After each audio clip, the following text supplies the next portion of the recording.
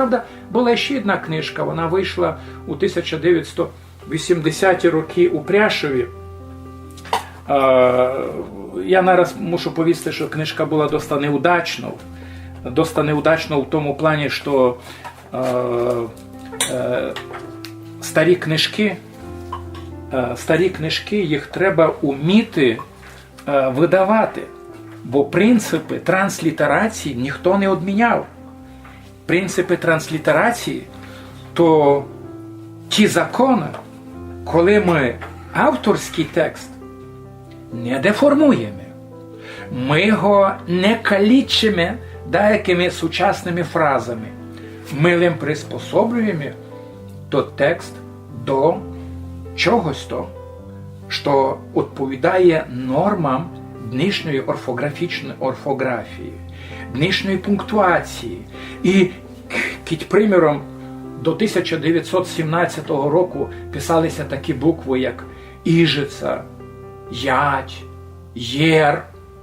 То низько ці букви тягнути у сучасні книжки можна, але лем там, де йде за публікації про наукчників, про ізглядователів. Ну, російська стара орфографічна норма, так, вона була відмінена у 1918 році. І то досить інтересно, що ті люди, росіяни, і та інтелігенція, скажімо так, славянофільської орієнтації, котра жила не в Совєтському Союзі, вона се розділила на дві частини.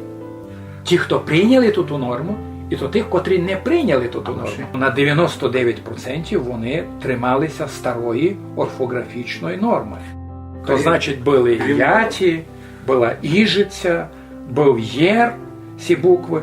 І коли ми низько робимо книжки, ми мусимо дещо думати, як з тим робити. Подкарпаття стало частю Совєтського Союзу. Закриттям всіх наших шкіл, бібліотек. Архівів не додавайте, і спаленням наших книжок, і знищенням наших архівів, і з закриттям наших архівів для ізглядователів, які не мали права йти.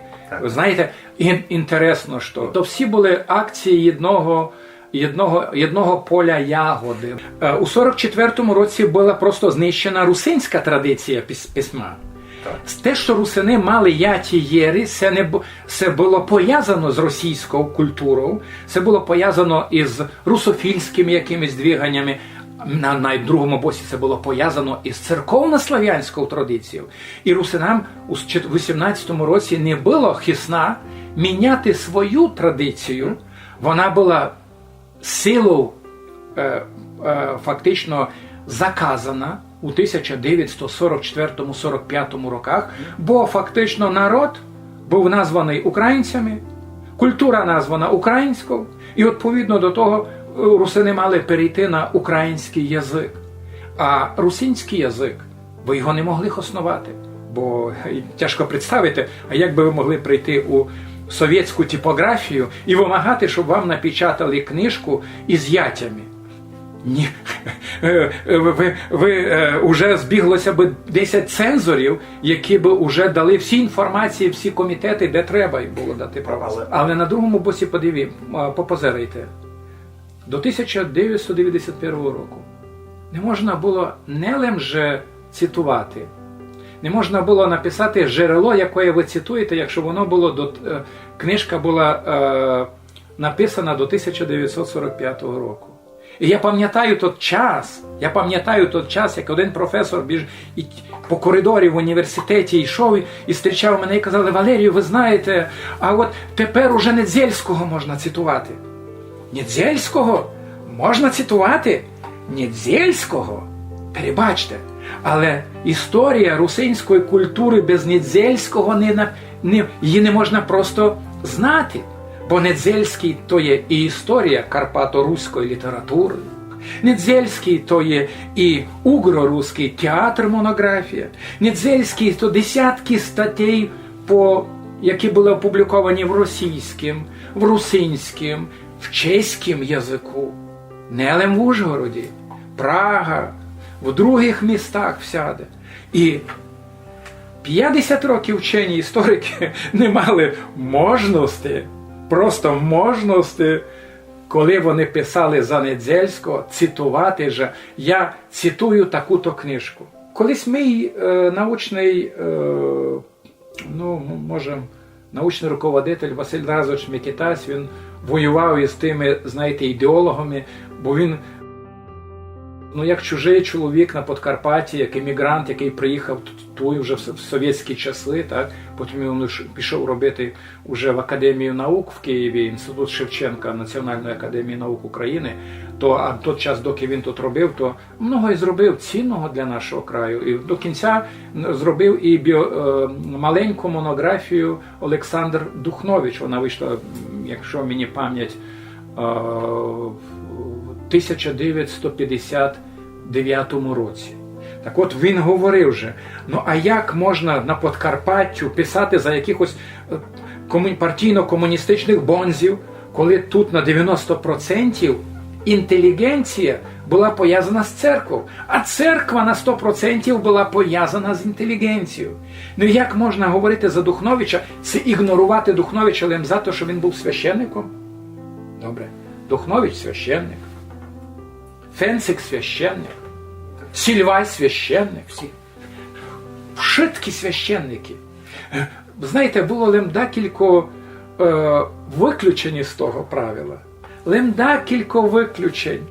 Головне, то були наші жони, поетки, які не могли бути, вони не могли бути, хіба ви мені дозволили, я вам просто візьму одну з книжок. Так, я візьму вам одну з книжок. Поети Закарпаття, так, і середини 19 століття. Це розумієте? Що інтересно, що, наприклад, якщо взяти русинську літературу, і близько стоїть словацька література. В словацькій літературі немає ані одної жони. Феміністичне начало його там немає, не є. А от коли ви візьмете русинську літературу, вона представлена нараз 4-5 поеток. Причому, якщо ми говоримо за Лемковину, то буде Клавдія Олексович. Прекрасна поетка, то, знаєте, романтик. Люблять там її. І її люблять і до теперішнього часу. Але коли ми будемо говорити за Подкарпаття, це буде Анна Добрянська чи Анна Крігер-Добрянська. Це точка. Так, і в неї є таке оповідання, яке називається «Любов». Ясне діло, що наш Духнович, Кралицький, Ставровський Попрадов, Павлович, вони собі не могли дозволити ту тематику, любовну тематику в русинській. А от в русинській літературі в середині 19 століття є цілий пласт літератури, який ми можемо означати як любовна поезія. А то значить, що феміністичне начало було в нашій літературі. А то значить, що наші жони поетки і наша література, наша культура у ті часи вже була емансипована. Так?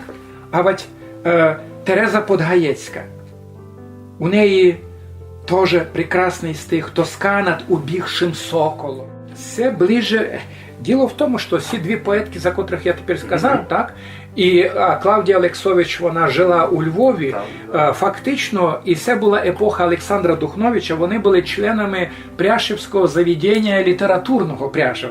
І ясне діло, що про них Духнович був кумір, і ідеологія, фактично ідейна концепція Духновича, два стилі, високий і низький стиль, про них був якби настольну книжку.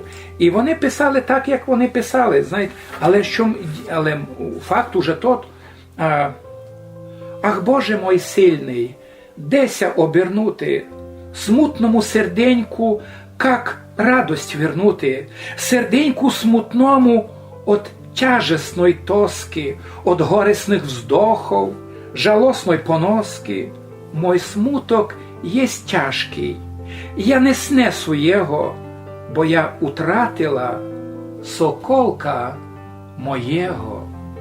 Прекрасна любовна поезія. От Терези Подгаєцької. До кінця, якщо я не пам'ятаю, вона умерла у 1888 році. За це мало хто знає. Але іще один досить інтересний факт, що у ті часи, коли вони вийшли, прийшли в літературу, в Австрії починається політичний процес, то так називана Баховська епоха, коли були заказані збори, общественне двигання, літературні общества, ніякі общественні організації, не можна було газети печатати. І розпадається в 1853 році літературне заведення Олександра Духновича. І от із 18 поетів і поеток, котрі були при Духновичеві, активно участвували в літературному процесі, обстали уже у 60-х роках, ми видимили двох. На одному боці, а фактично троє було. На одному боці Олександр Духнович і свою концепцію двох стилів, і на другому боці Олександр Павлович і Ніколай Ноть. Ніколай Ноть, котрий, правда, Ніколай Ноть вже умер по інфарктові умер у Відньові в 1862 році. Так що обстало лише двоє. І Олександр Павлович, який стояв на народних позиціях за один стиль, за один літературний язик, на основі народної русинської бесіди. От все ми знаходимо в наших книжках.